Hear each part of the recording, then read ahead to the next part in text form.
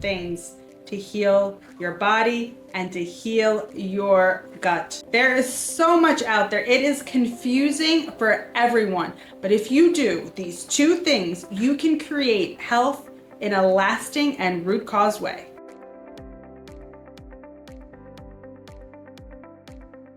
Hello, everybody, and welcome back to the Good Gut Feeling podcast, where we digest modern medicine with old world wisdom. And today we're going to talk about the 2 most important things that you can do to heal yourself and stay healthy forever. 2 things. It sounds too simple, and so many people wonder, should I be doing red saunas? Should I be fasting?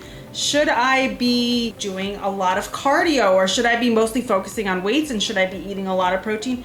There's so many things out there, so many things, and they're overwhelming. What are the 2 most important things that you can do to get healthy, stay healthy, get your gut healthy, and get overall mental, physical, and emotional health? Number 1 is deal with your stuff. That is a very broad term, but really the way we live our life, our relationships, our past, our parents, our childhood, all of that creates who we are today. It creates us. So if you are eating great and you are really avoiding toxins and everything in your house is clean, but you're not dealing with your stuff, you are going to have a very hard time getting to your root cause, to your health issue. It will be challenging. You have to deal with your life, with your stuff, with your issues, with your baggage, with your relationships. Okay, now that sounds really overwhelming, but it's not, because there's ways that we can do it, and we must do it. How can we start? We've all had years of stuff and childhood and parents, and we've had a lot of stuff, and our relationships may be challenging, or maybe we're lonely. All of that is our stuff, and all of that builds who we are. Who we are is what our health is. So we cannot ignore it. What does that mean? That means, let's say most of our issues stem from childhood stuff. Sometimes we have a situation in our childhood, and then we attract a similar situation over and over again. So let's say someone was bullied as a child. Now that child feels unworthy, feels victimized, and then because this child had this experience, afterwards he walks through life and he attracts that, because now he feels victimized. So he attracts more situations that are going to make him feel more victimized. And that attracts more stress and more loneliness and more and more and more. So we have to break the cycle. We have to go to the root cause of when this first occurred. And how do we do that? Is the answer therapy? Well, therapy has some value. Therapy has its value in that it allows us to have life skills and discussions and understanding, but that is buried in our subconscious mind. It's buried in there. So how do we dig it out when it's buried so deep that sometimes we don't even know? And this is where energy healing, this is where subconscious mind healing, this is where meditation, this is the key to getting deep into the subconscious mind and delivering that healing from the root cause. So we need to deal with that situation. And it doesn't mean we need to talk about it for a year or 5 years or complain or even we blame, because the truth is everything that comes into our life happens for us. So therefore it is our job to heal that. And once we heal that, not only can we actually achieve true lasting health for us, the beauty of it is that we now have a tool that we can use to help ourselves further and later and in other situations and help others. Now you may say, what does this have to do with my physical health? Where traumas or even micro traumas, it doesn't have to be a major trauma. Whenever I have a consultation, I ask people about their childhood, and someone say, well, I was happy, I had a happy childhood, and maybe there was no horrible things, maybe the parents were together, and maybe the parents were happy. But small situations can trigger things in children. So some kids didn't invite them to play with them.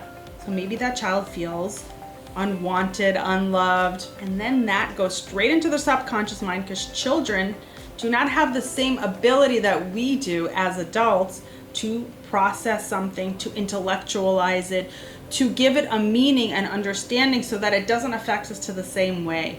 Children are not able to do that to the same way, so it goes straight into their subconscious mind. In those situations, those kind of things can affect someone for a very long time. And I'm going to give you an example. They're a 5-year-old kid, the kid doesn't get picked for a team, or he gets picked last for teams that are forming in gym class.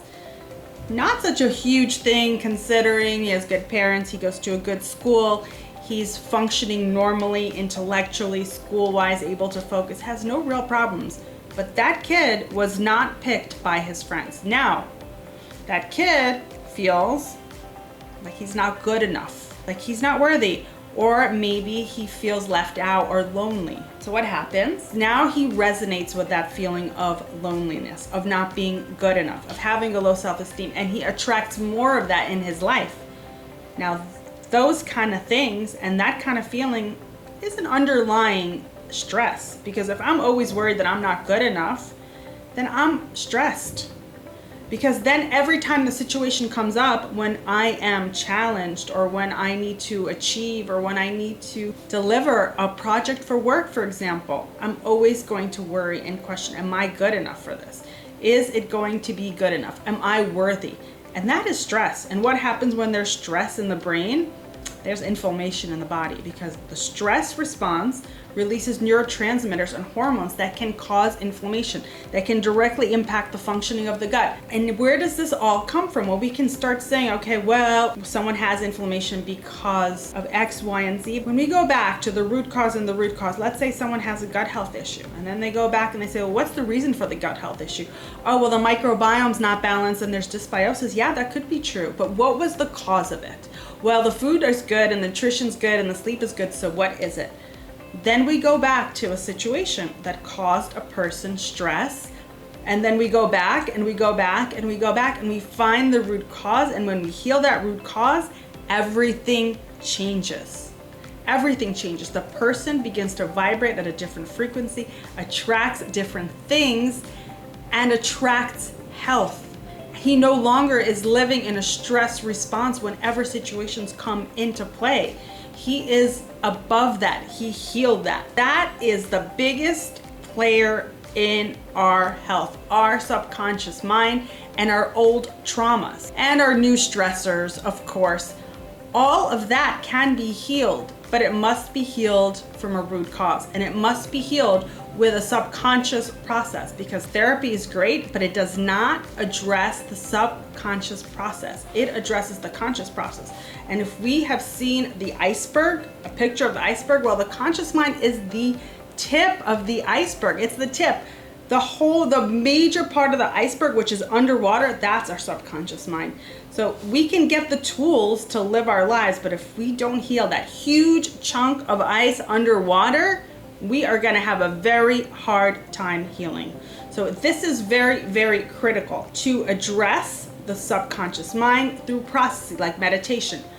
Breath work is a great way to address the subconscious mind. Energy healing processes, there are many of them, and many people do them differently. Find the right person to guide you. So number one is deal with your subconscious mind, deal with your old traumas, learn to heal. It takes time, it takes patience, but it is absolutely possible, and I have seen many, many people do it and truly, truly heal their whole body. And it's more clearly seen in the digestive tract because the gut and the brain are so intricately connected. So it's almost impossible to truly and properly and completely heal your gut unless you are dealing with your subconscious mind. The second most important thing to heal your body is nutrition. And I am sorry to tell you that supplements are not enough. Supplements are supplementary, and supplements are helpers. And I know a lot of people love supplements, and I take them, and we have them here. Yes, they are good and they are helpful, and many times they are needed. However, they do not take the place of good nutrition. You cannot just eat what you want and take supplements. The food is number one. It is very, very important. And how you eat is also very important. So how you eat actually affects your nutrition. So you want to eat slowly and mindfully. You don't want to chew your food, swallow your food.